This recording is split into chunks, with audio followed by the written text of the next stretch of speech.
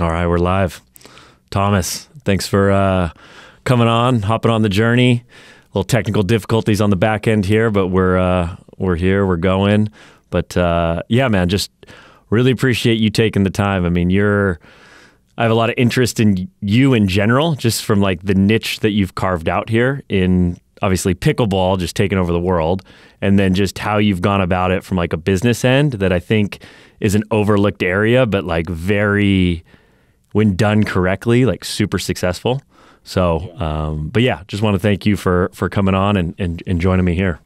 Yeah, man. Happy to be here. I was curious whether you'd go, scripted open, cold open, but I think we found ourselves somewhere in the middle there. I'm always gauging other podcasts to see, what's the approach. Cause right now we do cold opens on our main podcast, and I'm thinking about changing it up a little bit.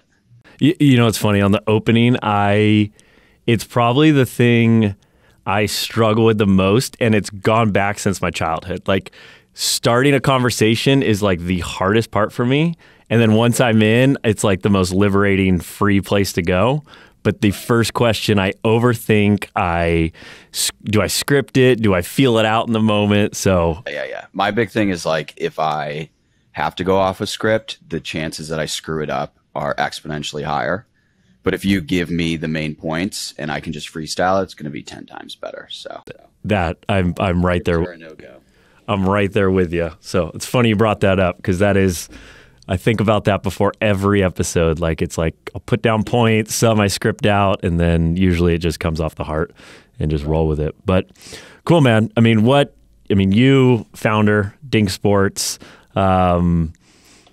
or Dink Pickleball, and then, Upswing Sports. Let's start there. Like what is the Dink from your perspective, from the... Yeah. I think we get dubbed kind of like the ESPN of pickleball pretty frequently, which I think is right in some ways, wrong in others. But I mean, we started off as a newsletter business, and I didn't know anything about pickleball. When I started it, it was more like, let's see if I can do a side hustle, like flip a company. I was working full time, and my family was obsessed with this weird sport that I started playing, and I was like, okay, not a lot of coverage here. Let's start writing about that. Well, sure enough, it completely exploded over the next, 2 years plus. It's been maybe like 2 years, 2 months or something like that. And we've grown the readership we now have 2 newsletters. So one's over 70,000 readers, and it's a super, super engaged audience. I think it's like 65% open rate or higher, right? Like people just eat it up. And then we have another that's about 81,000 readers. And then we have a blog where we do news, highlights, tips, reviews, instructional stuff. And we have 2 podcasts. Both are hosted by top pros in the game. And then we have a big social media presence where we just post content, update people on the latest in the sport, and just try and like keep people entertained, basically. But they all kind of feed into each other, and it's built this sort of like, pickleball media ecosystem. And so that's the Dink. And then the premise for Upswing Sports was, well, let's take that model and replicate it for other emerging sports markets, because I think there's a lot of other niches, and it doesn't even have to be a sport. Like I know there's a lot of people who are obsessed with barbecuing, for example, right? Like I think you could build a really cool barbecuing media property anywhere where people are super engaged or passionate around a certain activity, hobby, or even like topic. I think you could basically take what we've done in pickleball and do it in that space. So that's kind of the idea. The premise of it.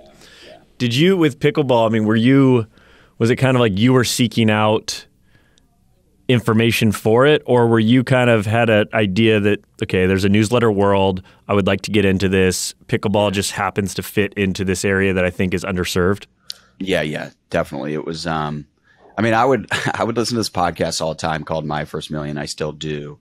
Love that podcast. Yeah, right. Same. And, they're kicking around business ideas all the time, but one of the founders started The Hustle. I was a fan of The Hustle. I kind of, I wrote for the high school newspaper. I feel like I can create like a funny, witty voice. So I landed on newsletter being kind of like my first go. at like building something from the ground up myself. Though I've had plenty of other bad business ideas that, we've created pitch decks for, but never actually, launched, right?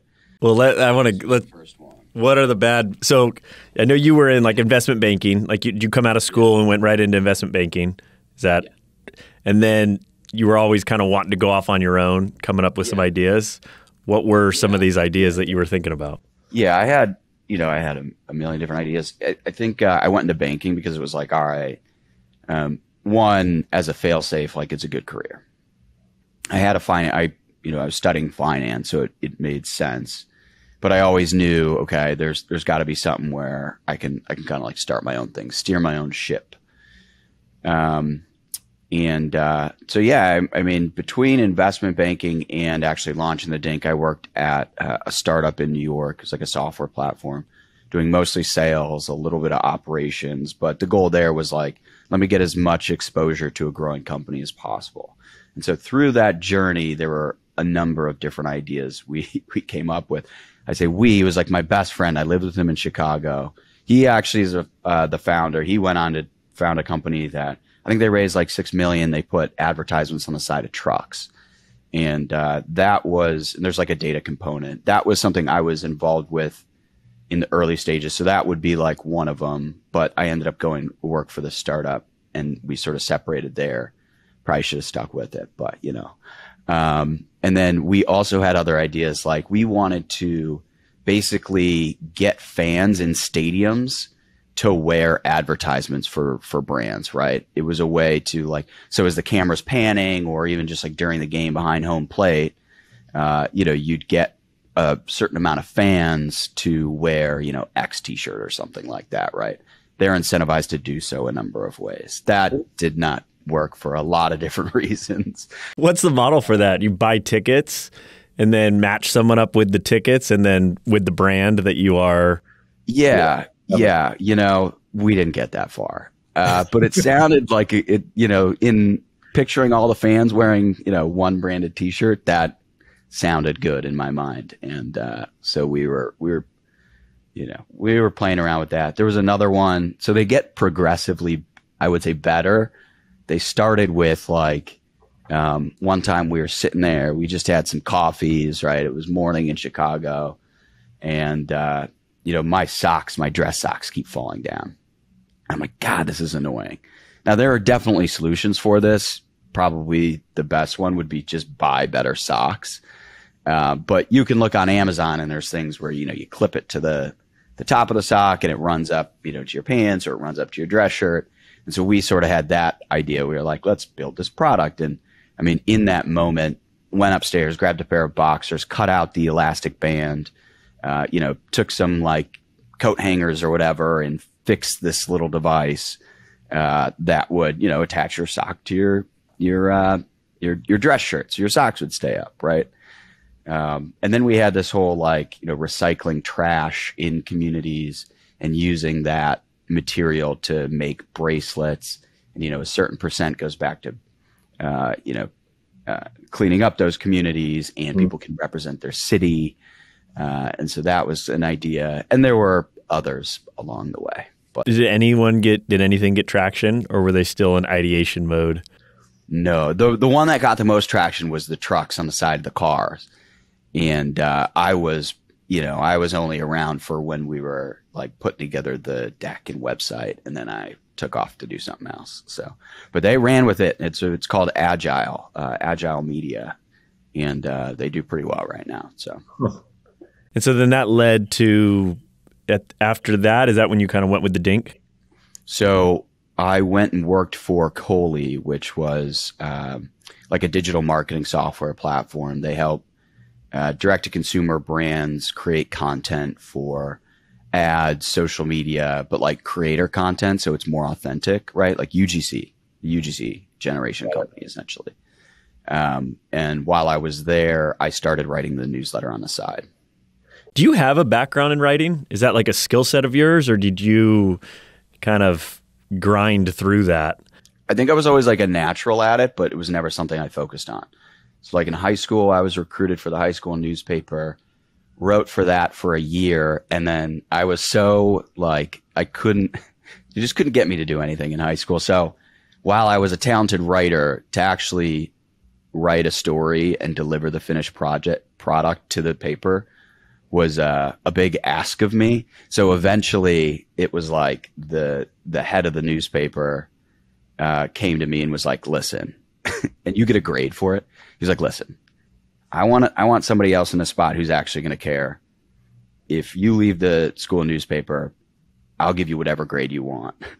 And I was like, so he bribed you to leave the paper. Yeah, me and one of my best friends. And, we took the deal. My best friend was smarter than me. He was like, just give me an A+. I asked for an A- because I thought it was like this underground deal. I could have gotten an A+, but walked away with an A-. So that was the beginning of your writing career. You were asked to actually step away from writing. Yeah. And then you're writing. So you're launching the Dink. How often were you sending out the newsletter, and how did you find your first 100 subscribers for the newsletter? Yeah. Was the first question like, how often were you sending it out? Like, what was it, a daily? And then what was the cadence? And then the first 100 people, how did you? Yeah. So we do 3 issues per week now. When we started, I was doing 1 every other week. And the first 100 subscribers, I think we had maybe like 75 when we sent the first episode. And I was just like, everybody in pickleball would collect in this one Facebook group called Pickleball Forum. And it was like the only place you could get pickleball, like up-to-date pickleball news. So everybody was in there. So I would create accounts, like Facebook accounts, and go like friend request all these people, and then do it for my personal as well. And once you're friends with them, you can, direct message them. You can invite them to like a page. You can invite them into a Facebook group. So I was doing all those things and just saying, hey, like, you like pickleball. You're active in this group. We're writing this newsletter. Would love for you to subscribe. And so we were just doing that, like sending as many as you could within Facebook's like limits a day just to get those first. So it was like super scrappy. And then once we started actually sending issues, I think I hired some like people on Fiverr to basically do the exact same thing, right? So we could ramp that up. And that was just how we were getting our first subscribers. So that acquisition was basically just invite only. Hey, check this out, subscribe. And then was there did that hit a number? Was there a moment where it like really cascaded? Yeah, like, so man, there's a whole, there was traction, right? Like, people in pickleball are super passionate. And so the subscribers were organically trickling in. But at one point, so my uncle is a tennis wholesaler. He's in the tennis wholesale business, but always wanted to get into retail. As a wholesaler, he has restrictions in terms of, he can't compete with his customers, so he can never do tennis retail. Pickleball was his opportunity to do pickleball retail. And so he came to me and was like, you've built this brand. I'm probably like 4 months into this point. Let's build a store underneath it, right? Like under the Dink brand. I'm like, okay, let's do it. So we get a Sprinter van, like a Mercedes Sprinter van. We wrap it in the logo. I'm driving around the country from tour stop to tour stop. We're setting up stores. Eventually, my uncle and I look at each other. We go, we can't run these businesses together. And so we separated them. Due to your guys' just nature and how you want to run the business? Yeah. We wanted to be this irreverent, sort of like comedic, but news organization media brand. And, he's running like a professional buttoned up retail store. And so we were like, all right, we got to separate these two things.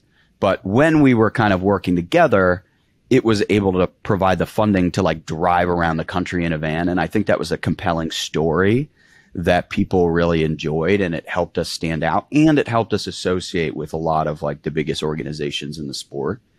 And so our brand was all of a sudden in everyone's face, and it was a great acquisition channel.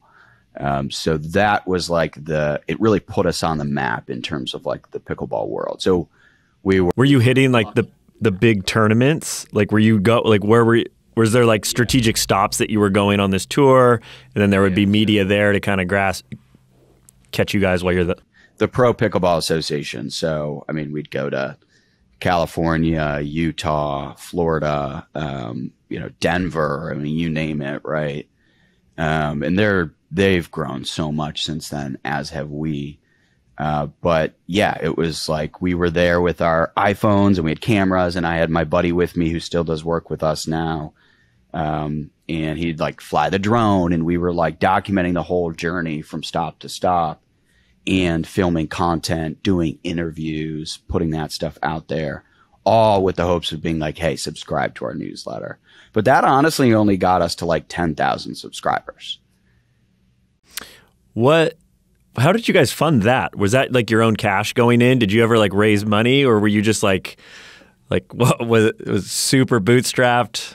How was I mean, like all the content and stuff was bootstrapped, but like the traveling was funded by the underlying retail business, which was backed by my uncle and his tennis wholesale business. So that allowed us to do like a bunch of free marketing essentially. But at the time, like we had the dual goal of one, building this audience and building a retail store. Once we separated the two, I was like, oh crap, I quit my job. Like, cause I thought we were doing this retail thing. And I was like, okay, now we need to really like go full throttle at this content play and be like the voice of pickleball. So that's when it really became like real, and we really started to have to like figure out, okay, well, how are we going to make money here so that I can like pay myself? And so you got to 10,000 subscribers. Is that, I don't have the newsletter business. I don't know that background. Is that a number where you can start taking it to market and getting some advertisement? Yeah, you could, but nothing meaningful, right? Unless it's like a paid, but ours is a free newsletter, right? So we have to sell ads into it. And in the pickleball world, like a lot of these brands are mom and pop, right? So their pockets aren't that deep and they can't allocate tons of budget. And a lot of the brands were like, pickleball was an older demo sport at that time. It still is. It's getting younger. But the people who were running businesses weren't exactly the most like digitally savvy people and didn't exactly believe in the power of digital marketing and a digital audience. They were more concerned with, hey, what's the biggest pickleball like physical magazine? Let's go buy ads in there, right? The idea of doing social media content was like, what? Like, what are you talking about? Now things have progressed and people have come around, right? And that's changed. But in the early days, we had to convince them that this was like worth the spend, right? Were you doing the ad selling, or did you have a team that you had brought? So you were on the phone calling these people up. Yeah. Well, I mean, when I went and worked for that startup and learned sales, I always say that was like the most valuable experience I could have ever gotten. Right. Cause if you can sell something like that, skill just translates to so many different things. So I just replicated the like software sales process, but for newsletter ads. Turns out that's a really good way to approach newsletter ads. So high volume, get on the phone and, create these packages just like you would a software. And, it worked, right? Like we started to get money and, it was pretty exciting. I did at one point do like a small friends and family, which was like under $100,000 just to, go like hire our first full-time person, for example. Got it. And then, I mean, so the state of when did you launch that? When did you launch the Dink? Late 2020, like November 2020. Got it. And so the van, you're going early 2021 around the country. And then like the end of that winter / spring was when we were like, all right, with these businesses don't make sense together. But I kept traveling to the events. And my uncle kept setting up stores at the events, right? So like we were still at these events together, and because it was like we were able to get all this really great content and we were getting a lot of attention, and so it was like we wanted to keep that up and maintain our presence. We've since stopped traveling as much. It's just it's just expensive. But you started super grassroots. You were in just like acquisition was like boots on the ground. Let's go connect with the our first subscribers and get them to like actually meet me and feel connected to this. My original idea. So whether I had like started working on like toward the retail stuff or not, my thought was I'm literally going to go set up a table at every pro event. And as people walk in, I'm going to ask them to put their name on this list and get their email from them. Now, I'm sure that would have been frowned upon, but that was another one of those things where you don't really think through all the details. You're like, this sounds like a good idea. Let's go do it. So the retail play allowed us to actually go and, do that on site. Ultimately, that doesn't actually translate to that many subscribers because you aren't interacting with that many people unless you're running around the event, like going up to everyone being like, please put your email here. Please put your email here. Like, it's just not like an efficient way to do it, you know? The thing about that though is like, I mean, it's the thing of being either first to market or very early to market. You get enthusiasts that like want to rave about your brand. Like once you connect with them, it's like those first few people, it's like you are like the Dink will always be this first, whether more have entered in, are entering in, you guys are kind of like, we're here first for the pickleball world. And you'll always have that, especially that connection of like you going to the actual events. That means so much to all of these people. Yeah, I think there was like a degree of respect that we earned from pickleball enthusiasts. It was like these guys are giving their all to like build something here, and they're true pickleballers. So I didn't know anything about pickleball when we started, but by 2 months in covering this stuff every day and like 4 months in, I'm actually at the events. I started probably becoming one of the most informed people in the sport.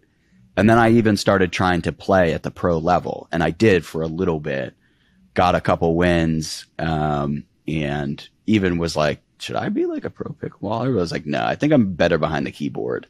I'm going to make more money that way. Singles or doubles? Like enthusiasts through and through.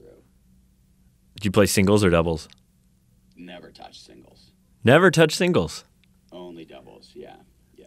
It sounds like there's some there's conviction in that statement. Are you think the sport, obviously way more people play doubles. You prefer playing doubles? What is Most do. Like doubles is more popular. Singles is getting better, but doubles is where you see like the real nuance and art and like chess, like the chess match of pickleball. In singles, you can pretty much just be a high level tennis player and come in and you can dominate pretty quickly. But on the double side, it takes a lot more time, more patience. It's a different game. There's more touch. There's more strategy. And I also I've had every injury in the book, right? So like singles was really tough on my body, and I just didn't even want to try it. Totally. I play singles is what I prefer to play. And I think that's because I like to rely on athleticism over some technicality. And I get frustrated when I'm playing against some 60-year-old that doesn't have to move and has got me going everywhere. And I get a little more cardio in the singles, but I've always leaned towards the singles side. But the doubles is, obviously the community nature of the sport. Definitely. Yeah. I just think I do have fun playing singles. I play more singles now. But I'm still I play it at 80%, knowing if I go 100, I'm going to get an injury for sure. So the business itself, 70,000 subscribers now. Is that what you said? Yeah, for our primary newsletter, yeah. Primary. 73, 74. So obviously you guys are, revenue earning. I know this because Plunge is a sponsor of you guys. You guys, it's been great. We did sponsorship of the newsletter and some activations with you guys. What, from the company itself, seems like it's in a really good trajectory. Would you say like a healthy place right now? Yeah, definitely. We just hired 2 more full-time. So the past 2 weeks we onboarded 2 new members. So we have 6 full-time working on the company, and we're turning a nice profit, but starting to think more about running for a while there, it was like, let's get to profitability. Like, let's make this thing as profitable as possible. Let's build a real business here. And, now I'm more thinking like, okay, let's favor growth a little bit and maybe run the company more at break even, so that we can continue to grow the audience and the team, and Just have a quicker impact. Yeah. Like we're building out, we have a way heavier focus on our blog now, which has become a real asset for us. Whereas before it was more just like a catch-all for our content, and like just kind of like it was just the homepage. Now it's like it has a real readership, and I think it's pretty influential in the pickleball world. From your 2 questions here, early days, let's say 2021 or any of the early, what was the biggest mistake that you made, and what is looking back on it, something that you could have done earlier to accelerate the whole process? The biggest mistake, but was like a blessing in disguise, was focusing on, because we were early, I was like, oh, we can be the best at everything. We can be the best podcast. We can have the biggest social media. We can have the best blog. We can have the best newsletter. And so we were like putting all this energy into building up these channels that ultimately actually didn't really convert into subscribers, but did help from like a lead gen and branding perspective, right? But had we just focused only like solely on the, like sort of taking the morning brew approach, right? Like we just care about this subscriber number, we'd probably be like double the size right now from a newsletter perspective. And that's our biggest revenue generating asset. And then we could have used that audience to build out the other channels. But we focused a lot on, we have the biggest Instagram, we have the biggest TikTok, we have the biggest Twitter. I think we have 2 of the best podcasts. We have probably the most visited blog. I can't say that for sure because I can't see other people's analytics, but I would bet that we are. And those are all really great things. But I actually think we'd be generating more revenue right now if from the get-go. We were like, I don't care about all this other stuff. Like, we're a newsletter, right? But it has opened a ton of doors being sort of like this more comprehensive voice across all these channels, if that makes sense. Totally. That was the biggest mistake. And then I guess, does that fit into the biggest accelerant if you had focused in on one category? Like, yeah. The biggest accelerant was like being at these events and being on site and meeting all these influential people within pickleball, because that allowed us to not just be a newsletter, but be like a guiding voice for the sport as a whole. And it also opened up opportunities for like, I would do commentating on pro matches for the Pro Pickleball Association. I do commentating for Major League Pickleball now. So we've sort of like parlayed the relationships and being on site into these other opportunities that I think have just like helped build our reputation as a brand. So that's been really cool. Like, I got invited to host Major League Pickleball's draft from Arthur Ashe in New York City, right? Like do the live show. Like that's a pretty cool thing. And when people see that, I think it solidifies us as like the premier outlet. With the Dink, are you guys looking to go like almost like a Barstool route with personalities within the Dink? Or is that just kind of you? Like you are more of the personality of the brand? Gone back and forth on this. It's just tough. It's tough to find those personalities. And the ones that we have found, they are like me. They're like, I want to build my own thing. And I totally resonate with that, right? So like there's 2 creators in particular who I've like, I'm friends with now and we do stuff with. And I'm like, I've tried to hire both of them, right? But, because they stuck with their own, now they're building their own brands. Part of my goal was like, I don't want to be the brand. I want the brand to be a standalone.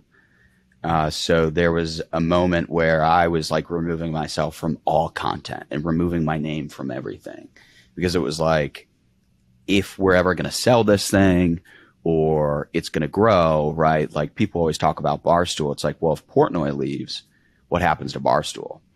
For a while, I think that was a real risk to the business. Now Barstool has established itself with all these other personalities. So it's always been a goal of mine to build a standalone brand. But at the same time, I do think, like people know who I am in the space. and I am on a podcast that's one of the best and biggest podcasts. So like, all right, we should lean into that more. But always in the back of my mind is like, let's make sure that Dink speaks for itself too. It's one of the most challenging things, I think, in building a company, because at first you are the company, and you guys are obviously establishing yourselves a little. You're a little past that, but you're still infant into the world. So it's like, I know that challenge, that discernment of like, when do I start stepping back, or when do I need to throw myself in more and leverage this and leverage who I am in the industry. I think like any entrepreneur kind of reaches that moment where it's like, if we're going to grow, I need to delegate, but it's your baby, and you have a particular way of doing things, right? And so to bring somebody else on to take on some responsibility means that you're no longer doing that thing. And in your mind, it might be like, but it's going to be different. It's not going to be the same. But ultimately, you have to figure out how you're going to delegate effectively if you want to grow, right? Because you can't do everything for forever, especially if you want scale, right? I think every entrepreneur probably experiences that at some point, if not at multiple points in their journey as they're growing their business. I would assume you guys, the advantage you guys do have though, is you are, anyone that's interested in pickleball, that like this up and coming sport, up and coming industry, you guys are a resource that people can actually come work at now. Like, there probably weren't jobs that people can find, career jobs in the pickleball world, and you guys are now have the option to, you guys are growing. Like, people can actually come in and get a real job in the industry. Yeah. I think it's cool. Like, a lot of our audience hits us up and is like, hey, we'd love to work with you. I'm like, I wish we could hire everybody. But we're pretty selective. And now it's more like traditional role specialization than like, hey, this is a pickleball enthusiast who could come in and do a bunch of different things and just like help pick up the slack here and there. And, and now it's like, okay, no, we need a salesperson. No, we need somebody to manage campaigns with the brands. Like, no, we need an SEO expert. Like, gone are the days of just hiring somebody who's a pickleballer who can just like wear a million different hats like I do, right? Yeah, you need specialists. It's an organization. It's not your friends anymore. It's like, hey, let's just go figure this out. There's a plan, and we need experts in this. Yeah. I want to jump in. Like, where do you say the state of pickleball is as a sport? So the participation is going to continue to skyrocket. I mean, it's unbelievable what we're seeing. I don't think the numbers properly capture the actual participation, and they certainly don't capture how many courts are being built across the country. And how this is really like an insane, meaningful movement throughout the United States. The question mark is the pro game. Will it become a spectator sport? Will it become something that people really want to tune into to see who wins the Masters this year? Who wins the US Open? Who are these players? Do I care? Can the number of people tuning in justify these massive partnerships that the pro tours are doing with Hertz and Skechers and stuff like that, right? Like, is this going to become a real TV worthy sport? I don't know. That part, I think everybody's still figuring out. I think the question mark I have, and it's probably just more of my, like, any clarity you could provide, is like, right now it seems like it's like there's these teams, which is kind of like NBA model, like, a lot of our pro sports leagues, but then it is got the ethos of tennis, where tennis is an individual sport. There's no teams. Yes, there are sub circuits that take place, but it's just, that's not viewed. It's the open. It's Yeah. Where does that land right now? Is there like, are they trying to merge both those worlds, or do you see like a separation taking place? So there's two tours, right? Which would be like a PGA tour. The APP and the PPA. The PPA is the one that we traveled with, and we're pretty close with, and they have a lot of like the top players under contract, like exclusive contracts. And that's the one that like they like tour around the country, and there's the Masters, and they have all these like different events, just like the PGA Tour does. And then there's Major League Pickleball, which is the one you saw, where most people have seen, because Kevin Durant and Tom Brady and Gary Vaynerchuk are all investing in it. And that's team oriented, right?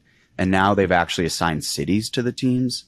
And in my mind, like the last Major League Pickleball event was when I started to see like, okay, this is how you bring the fans in, because like the chippiness and the passion was completely amplified, and like just the teams coming together, like it was just, the energy was different, and it really made me for the first time like be glued to the outcome.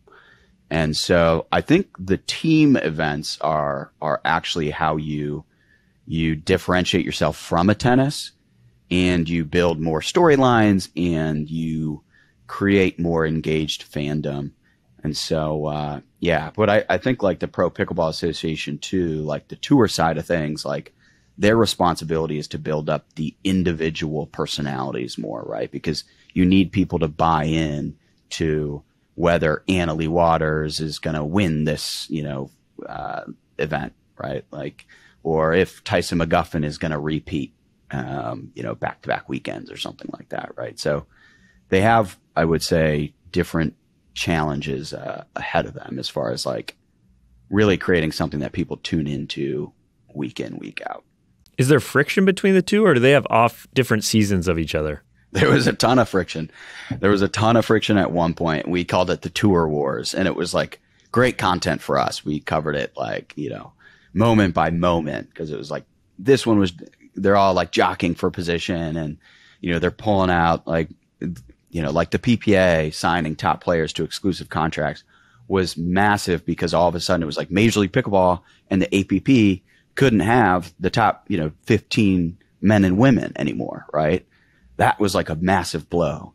But now Major League Pickleball and the Pro Pickleball Association have merged to a degree. So now Pro Pickleball Association players can play in Major League Pickleball events and vice versa. And so that was like, it was, before they agreed to play on the same team, there was tons of animosity, and everyone thought it was going to be like one or the other, right? Now, the APP is still kind of on the outside looking in, but I love tuning into APP stuff. It's sort of like, they just don't have like the top 20 men and women as consistently as the other two do.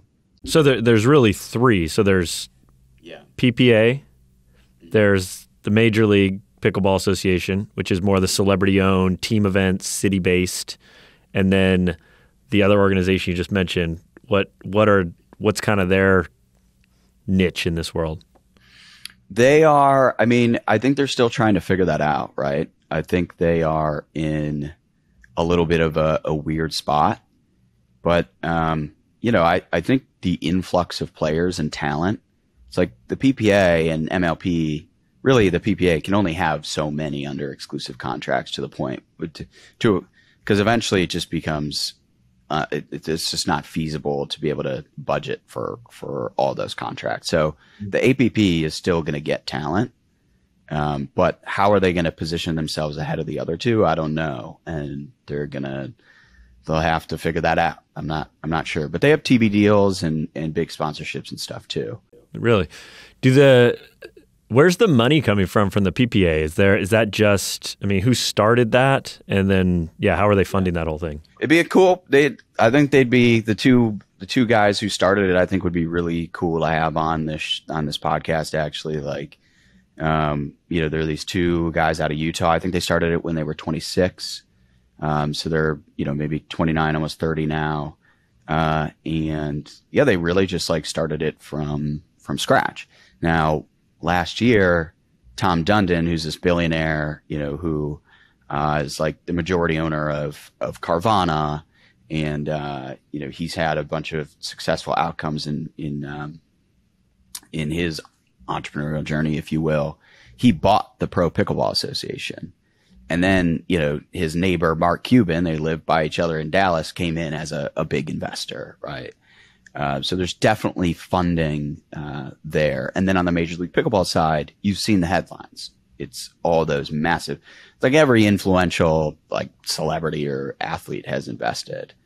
And they're also owned by a billionaire too, who's like a hedge fund guy, right? So there's no shortage of capital there. What did he buy the PPA for like, what was the valuation of that? It wasn't disclosed. I'm not sure. I'm not sure. Got it. Yeah. And then the team side, I mean, the other question I have is like, what is, it's a whole, to me, it's a growing sport. It's brand new. Like, you know, major league sports that we look at all have like established statistics of what considers a really good player or a good team. Is that created yet within pickleball, or is that its own world that's kind of jockeying for, we have the best stats, we have the best way to state what a good player is, what a good play is? It's developing. Even like the history of the sport, it's hard to figure out. Like I can't go conveniently, at least, and see, you know, so Ben Johns is like the top male player. I can't really go see, you know, how many tournaments he's won, or like, you know, what his history is. Stats generally across the sport are lacking, right? Like that, I think, and even as like somebody who is writing stories and writing about and trying to cover this, it's like, that's a major missing piece for us.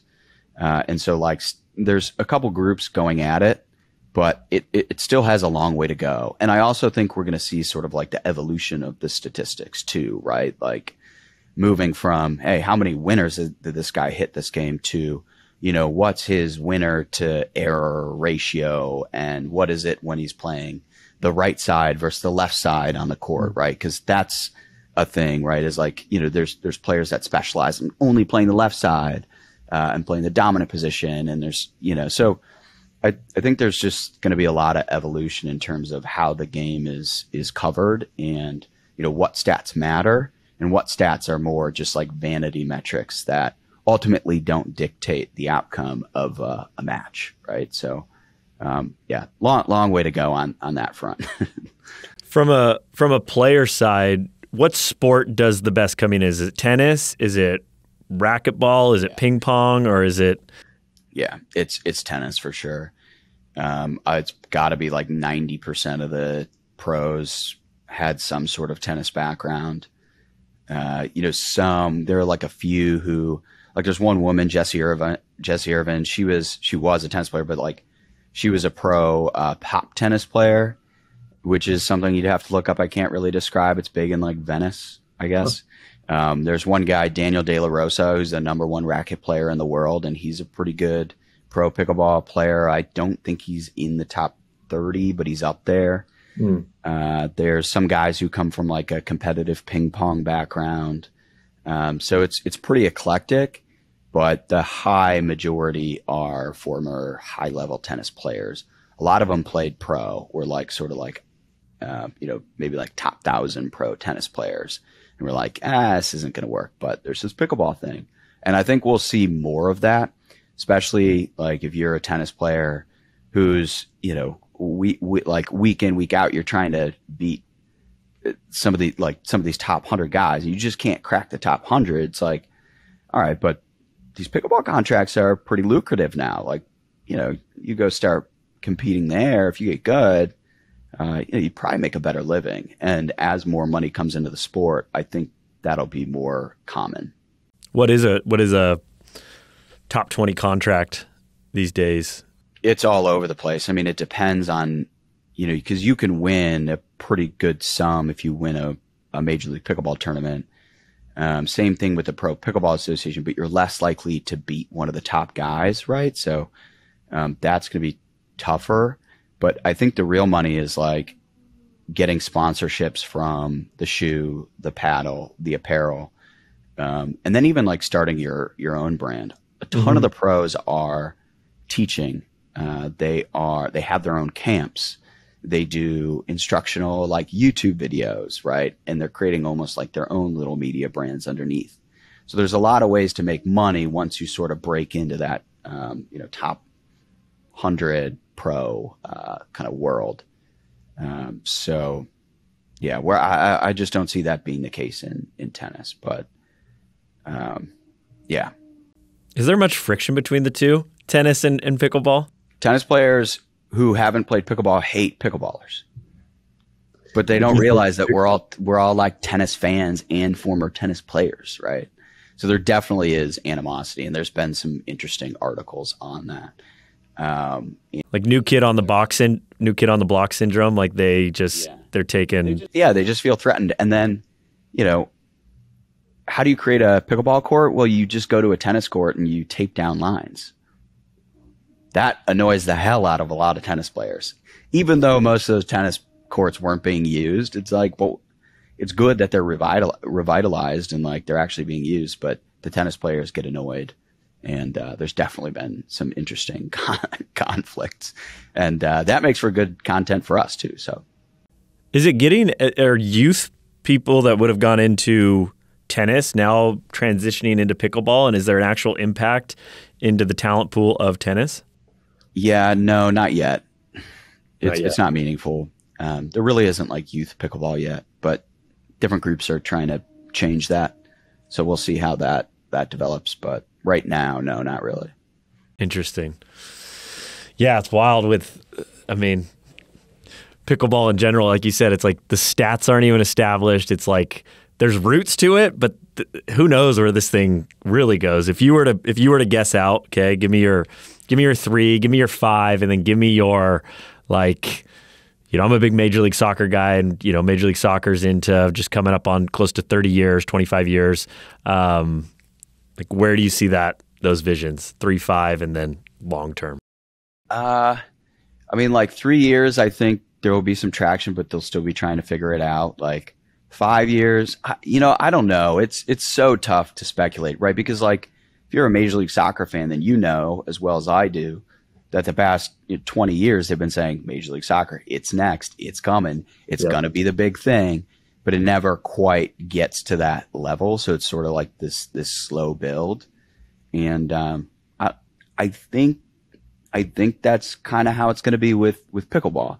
The thing pickleball has going for it is the participation is skyrocketing like crazy, right? And across demographics. So not just at the youth level, but all the way up to, retirees, right? So there is this. So it's like, the question becomes what percentage of these people who play are going to also want to tune into pro pickleball.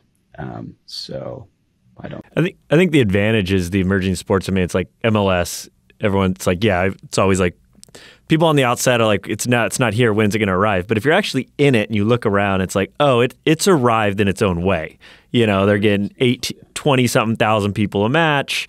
Massive infrastructure, massive investments, valuations going up, on the forefront of the streaming deal. So I think there's advantages of being an emerging because you're open to trying different channels, different things that might accelerate a process where if you're kind of a legacy industry, they're in their own ways. Like I think baseball's kind of going through this right now, trying to figure out how do we catapult this, but it has such a legacy play. So I think, what are some channels that you think from a pickleball standpoint that need to happen for it to take some next steps? Yeah, well, I think there's a bunch of different ways to solve for this. I mean, it used to be that if you wanted to create like the next pro sport, you had to fight for airtime on the major networks. It's not the case anymore, right? Like you can just go publish the content yourself on YouTube or just be way more digitally heavy. And now, you see like you could go get a deal with Amazon Prime or Hulu or something, right? And that can be your avenue to reach your audience. And you don't have to go to ESPN or CBS or whatever it is, right? So there's way more avenues to do it. But at the same time, there's a lot of different organizations that are seeing the same thing, a lot of different sports. Like Major League Cricket just raised $100 million backed by some pretty impressive investors. And cricket is widely consumed in the US. I think the US is like the second biggest consumer of pro cricket, but people don't realize that. Really? Behind India first and then US really ahead of Australia? Wow. Did not know that. Yeah. And then like padel, for example, is blowing up in Spain and in Europe. And that's a racket sport. Similar to pickleball, it was founded in 1969.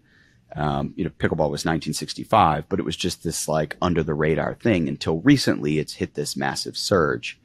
And, there's a couple groups in the US that are going after, the pro padel scene, right?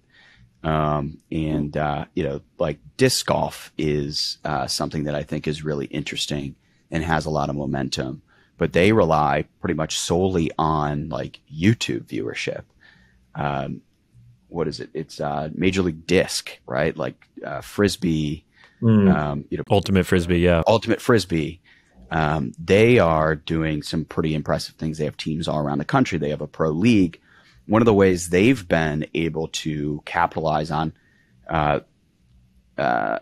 disc as like a business is they stream in India and China, and they make a ton of money from doing paid subscriptions in those countries. But the league is in the US and it has a ton of momentum. It's not in the mainstream, but they are building a pretty legit pro sport there. So I think there's a lot of different ways you can tackle it. It's like, okay, but when does it sort of burst into the mainstream? Mm-hmm. Pickleball, again, is the only one that is played as much as it is by like the casual person, right? And that is growing. So none of these other sports have that as an advantage. So I think that'll be a massive differentiator for them. I've always wondered if pickleball, like, if the name itself is like a positive or a negative, like just the term, because it's like if you don't play, it sounds like a kid sport. It sounds like it's goofy, and I've always there's something inviting about it. Like once you're in, because it just is fun and it brings a smile on your face. But then I'm always like, for legitimacy, is that the name that's gonna? It doesn't seem like it's going anywhere, but. I think at the very least, right? Like you don't forget pickleball. You remember when you hear pickleball and you go, what is pickleball? It just like sticks to your mind because it is such like a goofy name. So I actually think it's a good thing. I think it's an advantage, but even like in the early days of writing the newsletter and like telling friends and family that I was like starting this pickleball company, you just sort of see the look on their face. And there was a moment where I was like kind of embarrassed. I was like, it's like this old person, goofy, like awkward sport. And, so I think we've gotten past that now. Right. I think there is a criticism. It's like, how do you take a sport called pickleball seriously? Yeah, I think it comes with like talent. Like you get the Tyson McGuffins of the world, like these certain individuals with flair and talent. And it's like that's true athleticism that is like playing the sport. That evolve the naming. I mean, I remember I went to. For me, my pickleball moment was, I used to just play with my friends and we'd go and we'd play and we were always the youngest on the court. And there's this place in Sacramento and it has it's like 24 to 30 courts. It's like this field of dreams here in Sacramento. And I remember going at nighttime, every court was full, doubles. I mean, so there's 50 people out playing, waiting list to get in. It was like I was nervous. It reminded me back to like my early sports days where I was like, oh my God, like I'm entering a court and there is like real talent. I hadn't had that feeling since running out for a high school basketball game. And that's when I was like, oh, there's a world that's emerging here of people that are very serious about this and that are very good. Yeah. And it's like, like my uncles, my dad, like they're going and playing tournaments now. They haven't played a tournament of anything except for golf in 30 years, right? Like all of a sudden they're like going and they're having real competition where they care and they're putting in the time, during the week to excel at this thing. Mm-hmm. And I think, that can be a really compelling and revitalizing thing for many people, right? Both kids and retirees all of a sudden, right? Like that's a really cool thing. It reminds me a bit of the CrossFit world. We've gotten plugged in with Plunge and it's like the participants are just as into it as the pros because the participants, they can relate to the workouts that they're doing. And then CrossFit's done really well at including older ages to be playing and having categories that are hyped up. So you're in the 50s, you're in the Masters division, you're watching other 50-year-olds. Like there's something, obviously always the, sub 35 are going to be the category that people watch, but I think pickleball has that opportunity too for people to relate to the sport. Like I play it and I can understand it a little. Like I'm watching a professional at an older age that I can relate to. So I think I think that's got it. It's really going for it. From a emerging sport world, you talked about a few of them right there. If you were to put your money on the next one that you think hitting, what sport is that? Pickleball is definitely the leader, and I say that knowing full well I'm biased. I think that's true. It's going to be pickleball, but I think padel is really interesting. It's really catching on in some of these other countries. What is padel? I see paddle and it's padel, so it's so some people just call it paddle, but okay. I've known paddle as platform tennis, which is something that's like played in typically the winter with heated courts. It's like a fenced in, basically like the size of a pickleball court, and you play with like kind of like a tennis ball, but yeah. So padel, and some people call it paddle, is like, you got to look it up. It's in a glass case, like a glass box, and you can play it off the walls, but you can, and the entry to the glass box is like these little doorways at the net on either side. You can leave the glass box to play a ball from outside back into the court, and you can play it off the wall, and it's just this crazy fast, hard hitting game. And it's really fun to watch. And so I think it has, just from a spectator standpoint, that appeal that maybe pickleball is lacking sometimes. Mm-hmm. The problem is padel requires serious infrastructure. I think I saw something where it's like, you got to have it's like $25,000 to build a proper court. Pickleball, you can go into the street and tape down lines, and you could even do like a makeshift barrier and buy $100 paddles and balls on Amazon, right? Like, so the barrier to entry is just much, much smaller. So padel's your bet? I think it's got some things going for it. I think it's really interesting, and I just think it's really fun to watch.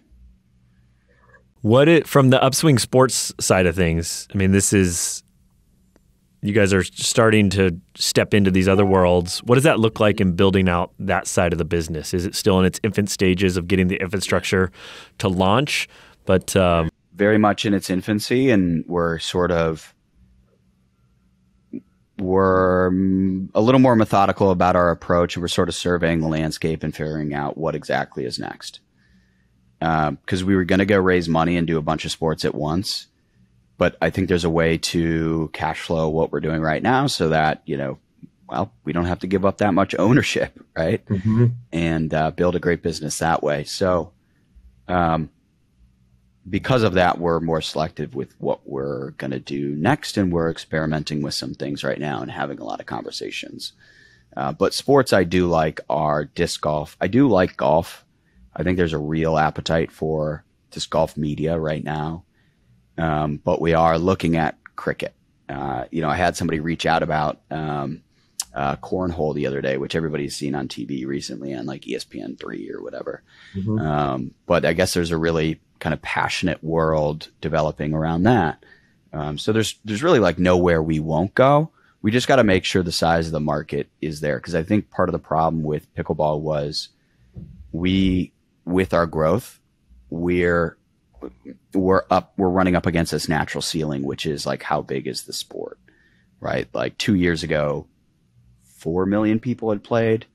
The most recent numbers for pickleball, Amir, 2 years later is like 36 million, right? So it's crazy growth, which has been great for us. But in the early stages, it was like, we always knew we could only be so big. Got it. Where, from the emerging ones, like the other sports, I mean, disc golf only has YouTube. Are they trying? Why I think of disc golf, my co-founder Mike, he's obsessed with it. His like next play after plunge is he wants to build his own disc golf courses, get the tour to come through. Like he sees the most upside in that world. like within that, would you be leveraging your own team, or would you go hire new teams to enter into these markets? Bring on more people to go attack those markets. Got the it. team that we have right now is pickleball focused. So in order to do any of these other sports, we need to go find, the people to just, one, be able to dedicate the time, but two, the subject matter experts. I'm not going to be an expert in every one of these sports like I was pickleball, or I am pickleball, right? So we need to find those people. And that is part of the problem that we're solving for too. Got it. Talented people and passionate in these emerging spaces. Yeah, right. We want to be able to speak the language. Mm-hmm. We don't want to be faking it, essentially. As CEO, founder of these companies, what's the biggest challenge that you're facing consistently right now? For identifying the next one and finding the talent to make sure that we can go attack it properly. Yeah, I've learned a lot with pickleball, and so we just want to make sure we choose the next one correctly. Because if we choose it right and we're able to cash flow that, then we can go do all the other ones, right? So one of the things we've been thinking is like, let's go upstream to a bigger market before we go into the even nichier markets. Because in a bigger market, it's easier to get market share. There's an audience already built in. And we want to avoid the pickleball conundrum, which was like, again, you can only be so big inside of this world, and you need the sport to grow in order for you to grow. So we'd like to go upstream to something that's already established so we can... Like a UFC, soccer, UFC has been on the something. short list. I really like UFC. I really like soccer, professional soccer. One we're looking at is the PLL, which is lacrosse. I think there's a lot of momentum there. They're doing some cool things. Just being strategic with what we go after next. From anyone starting out in pickleball, obviously, you guys are a great resource at the Dink. Where would you send someone that's like, okay, I've heard about all that, pickleball keeps coming up, I want to play. What's the pickleball starter pack and process? Yeah. Just go download the Pickle Play app, go find a court near you, and go show up. The cool thing about pickleball, unlike tennis, is when you show up, you get invited into a game, and people are more than willing to like teach you. And everybody understands it's a growing sport in its infancy, and so nobody in the world of pickleball is foreign to having to teach somebody who has never touched a paddle how to play. And so everybody is like super inviting. You just need to kind of get the courage to get a paddle, go show up to a court. And, the cool thing too is like you'll learn really quickly and get good fast. Whereas in other sports, like a tennis, for example, you need to really put in the time to learn the top spin and how to hit the ball. In pickleball, it's pretty intuitive.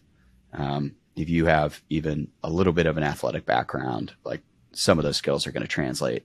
And the learning curve is going to be pretty non-existent. What about like little pieces of etiquette that are unique that if you knew it early, it might save you some embarrassment? It's like the banger versus dinker thing, right? So the dink is like this short shot that's really important to the game. Everybody who comes into pickleball just wants to slam the ball because it makes sense. And it's the best feeling in the world. It's what gets me back. Yeah, you can get away with it for a little bit for sure, right? But as soon as you start playing with people who have played for a few months even, they'll make mincemeat of you if you think you're just going to power through them, right? So taking the time to learn the dinks and sort of the short game is going to be really important to progressing quickly. Yeah, I would suggest everyone go to, I think it's your guys' Instagram channel. One of the videos you guys played recently is a doubles match, and the rally that they had, and it's like 100 shots long. It was insane. It's insane, like to watch power compared to dinks. Dink is the soft shot. You're hitting it in the kitchen. If you don't know what that means, watch that. And but it's incredible to kind of watch the differentiation between the styles of. It's very confusing for an outsider. The comments when we have a video kind of go outside of the pickleball world is always like, why didn't he just slam that ball? Why isn't he just hitting it hard? It's like, you try, like get out there and try, see what happens. There's just a lot to the game that you really will not understand until you play for the first time. And I think you nailed it. It's a quick sport to pick up, which is it's similar to disc golf. Why I think it's advantageous. You can bring a friend out that doesn't have much background, and they can feel comfortable to go play with you.